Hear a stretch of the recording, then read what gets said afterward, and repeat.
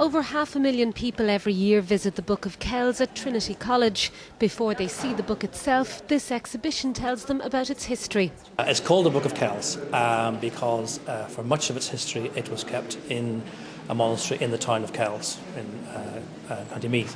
We're not exactly sure where it's from. Possibly written on the island of Iona of Scotland, or possibly written in Kells. Created by monks of the Columban order who had monasteries in both those places, and created about the year 800 AD.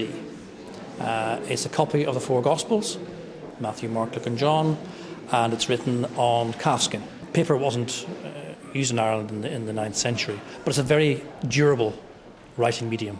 It likes cool, slightly damp conditions, and that's Ireland. And for most of its early part of its career, the manuscript hung in a stone cell within the monastery, not in the very highly controlled environment we keep in nowadays. And that highly controlled environment means that cameras, including TV cameras, can't film the book.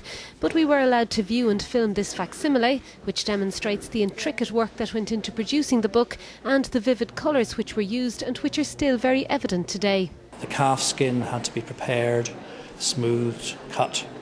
The materials had to be made, the ink, which is a combination of an oak apple and an iron to make this very black ink, had to be prepared, and all the colours, the spectacular colours that you see in the illuminations, they were prepared from everything from moss, bark, insects to various kinds of pigments.